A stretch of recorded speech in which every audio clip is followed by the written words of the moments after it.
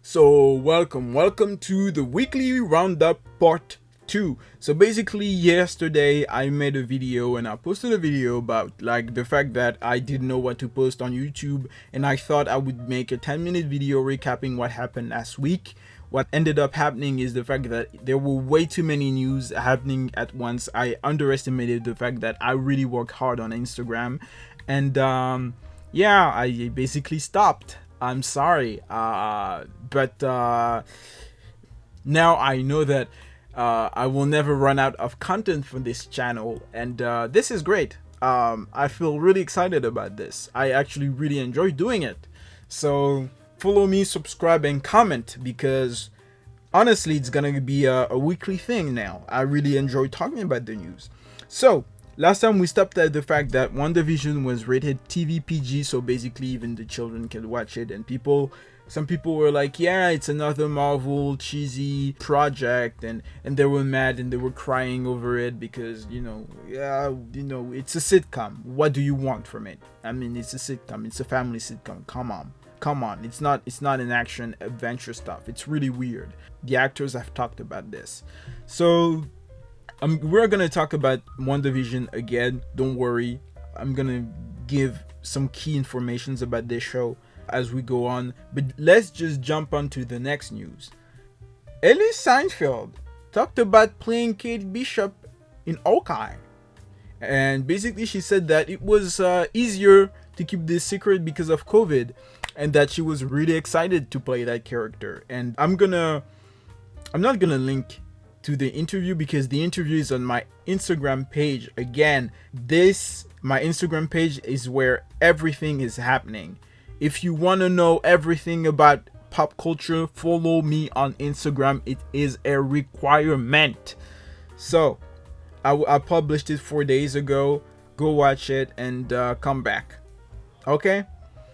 So next news. Loki season 2 is in the works with Michael Waldron to return as showrunner. This means, basically for me, this means that they are confident in the first season, that they liked the result and they liked the showrunner, and they just want him to come back, and they have another story for Loki. And I'm excited because Loki is one of my favorite characters in the MCU. I don't like him in the comics. I've talked about that times, but I really like him in the MCU. I love Tom Hiddleston. I really admire him. There are a couple of British actors that really inspire me every day to do what I do, and he's clearly one of them. Let's move on. Next news. Jay White thinks his role may have been cut down in The Dark Knight due to Heath Ledger's death. So basically Jay White was interviewed because Jay White is basically an actor who has so many hats. He's a producer. He really works hard in the industry. He's also a martial artist, and he was interviewed, and that's what he said about the character in question. Remember Gimbal from The Dark Knight? He said that character was intended to go on. My guess is because of the unfortunate fate of Heath Ledger, that I think maybe there were some things altered to preserve most of his performance, and I think maybe the bookend where Gamble was supposed to go kind of went down to the cutting room floor, and actually makes sense. Such a great performance. You want to get the most of it, and I understand if Christopher Nolan actually did it. I don't think it's disrespectful. I don't think he thinks it's disrespectful. It's just something that happened over 10 years ago, and he threw that into the interview. Some people read that like he was a bitter old man saying, oh no, I can't believe they cut down my role, but that's just not who Jay White is. He's somebody I look up to as well. He's a hard worker. He's been in the industry for 20 years, I think, now. And he's been in Arrow, he's been in movies, he's really worked hard. And I don't think he would discredit another actor like this. It was just something that was thrown into an interview, and some people misread into it. But yeah, he's a great guy, and I understand if Christopher Nolan actually did that. Next news. Jeff Johns still working with Warner Media despite Ray Fisher's claim writer is leaving studio. So Ray Fisher posted a tweet saying that basically they fired him, but they did not actually fire him. They actually, what's the inverse of promotion?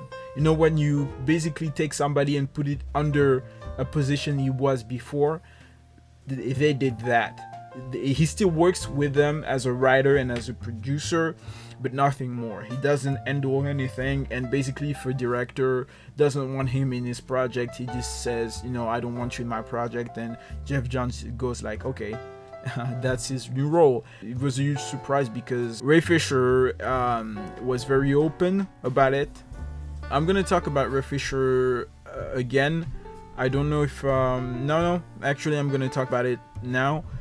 He's not gonna be in The Flash because basically when a couple months ago, when he basically when the Snyder Cut, right after the Snyder Cut was announced, he basically went on a rant saying that the Justice League had one of the most toxic environment due to Joss Whedon, and basically a lot of the producers, including Jeff Johns, Walter Matta, who's like the head of Warner Brothers, and Samberg, I don't remember his name, basically they were all bad people because they enabled Joss Whedon to get more money.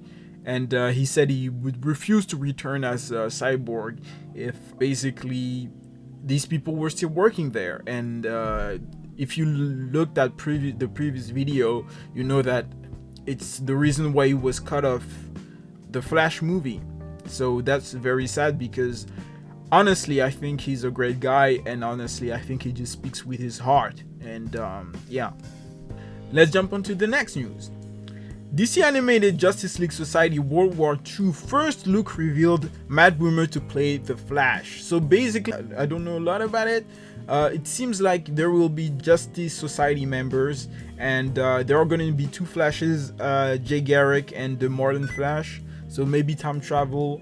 It's been revealed, and it's a great picture, kind of reminiscent of the latest Superman movie. So maybe they are again building another animated universe. I hope not, because honestly I like my movies to be separated nowadays. But you know, jumping on to the next news. Oh my god, so this is not a news, this is a fact. Martin Cove's son Jesse Cove plays John Kreese's high school bully in season 3. I did not know this until I went on to Martin Cove's Instagram and I discovered that the guy who played his bullies in his flashback, the flashback of Kreese's character, was his son.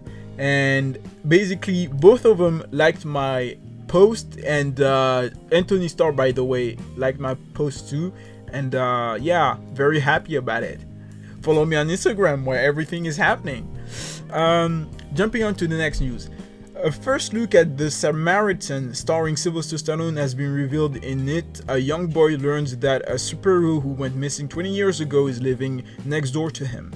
Basically very basic plot, kind of like this chiseled hero protects that young children cliche we've seen 100 times now. But like I said, it's never the originality of a pitch that makes a movie great, it's the execution. And I know that Sylvester Stallone has really grown to be an amazing actor, another person I look up to, and I know he will not disappoint. So yeah, I'm going to look forward to that movie. Honestly, as soon as it releases, I'm gonna do a review about it. Jumping on to the next news. According to Paul Bettany, WandaVision has more VFX shot than Avengers Endgame.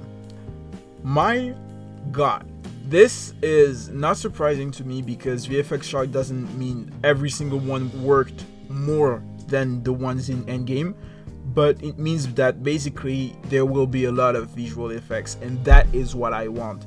I've talked about it, but the fact that we have so many these superhero TV shows nowadays is a problem, and the fact that so many of them are just okay is another problem.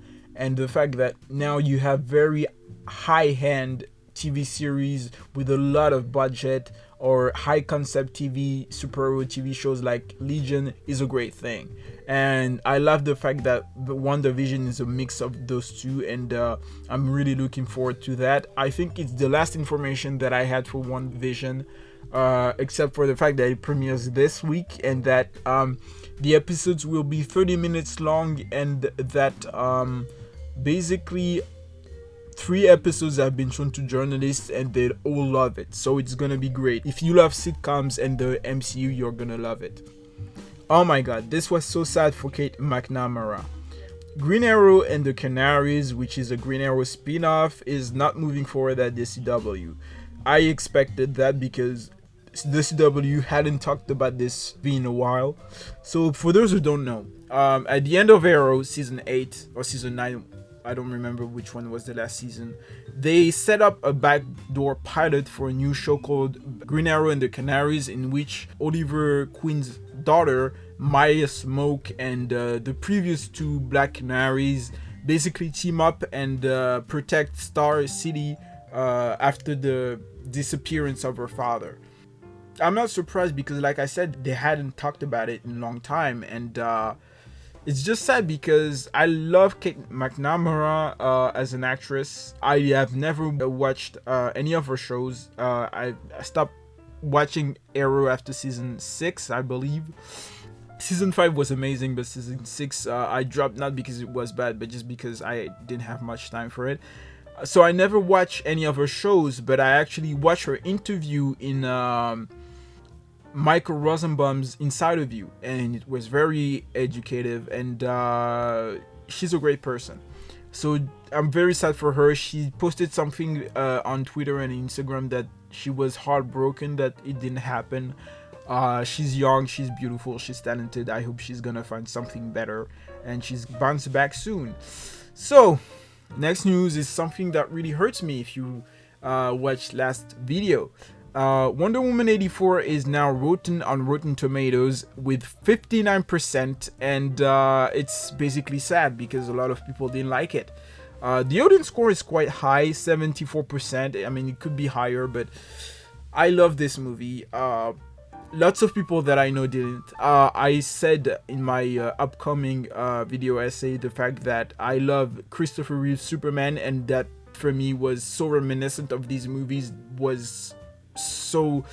I was in love with this film, Wonder Woman 84, because of that, because I do believe that we need a do-gooder superhero nowadays more than ever, and I love Patty Jenkins as a person, as a director, and I hope that she directs the next Superman film, because I truly believe we need that as a society. Next news. Matrix 4 director assures that it will be a theater exclusive. That I'm not going to talk about a lot, because a lot of these directors come out and say this, and then 2 months later HBO Max says no, you're going to be paid, but it's going to end up on HBO Max. So she just promises, but you know, promise. Next news. The first reactions to Marvel WandaVisions have arrived. Like I've talked about that. Great overall. Jumping up to the next news. The next news is a Johnny Depp Amber Heard story about money and everything. I'm not really gonna talk about it, honestly. That situation is depressing. Jumping up to the next news. Barry season 3 and 4 are completely written, just waiting to be filmed. This is amazing.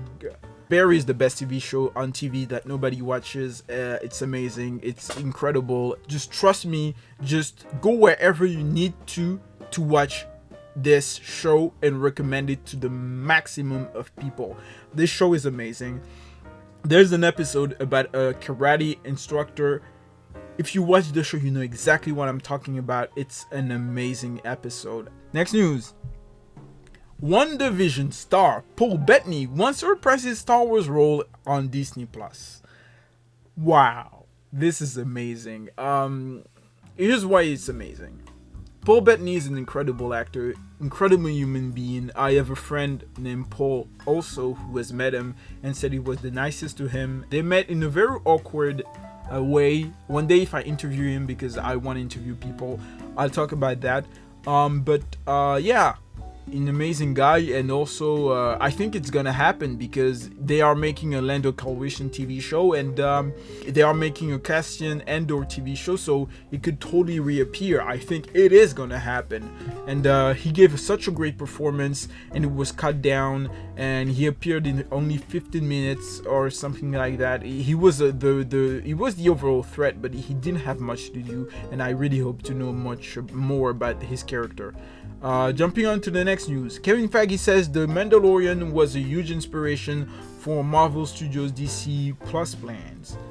You can basically, thanks to The Mandalorian, be thankful that you will have its technology and techniques incorporated into the next installments of the Disney Plus Marvel TV shows, and that's a great thing. Not much to say about it, to be honest. I guess you can imagine what that means.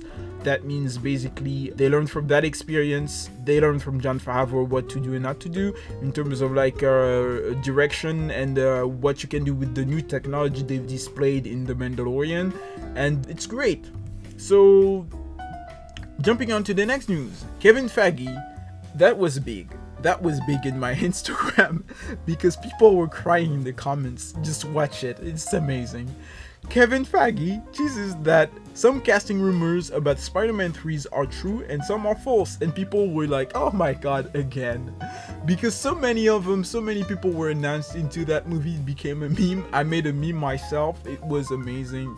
And people were crying about it, man. They were just like, oh my god, I just want Tobey Maguire to come back. And I made another post. I made a follow-up a statement in the Caruso, and I said my guess is that the Otto Octavius casting is true, but the Charlie Cox casting was false, and people started to cry in the comments. They were like, please bring back Charlie Cox. It was so funny. I'm sorry, but it is so funny. So next news, and we are getting into like the last news. Kevin Feige is still hopeful for Black Widow releasing in theater again. Another director coming out and say that, especially made another statement saying it's not sure. Nothing is sure this year. 2020 taught us that. So basically, you can be sure that it's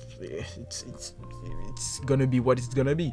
So yeah, it's sad, but basically that was it. Bunch of news has been posted on my Instagram. Again, I'm not going to talk about them in this video. I'm going to talk about them in the next weekly roundup. So guys, if you want to know these news before they come, what you have to do is go to my Instagram and follow that shit, because I post like every 3 hours. Every 3 hours I post a new thing, and it's amazing, and I have a great community, and thank you for being in this with me, and see you next week and in the upcoming days on Geek and Great News, because apparently I'm gonna post daily now. No, I'm kidding. I'm gonna post weekly, not daily. So see you soon.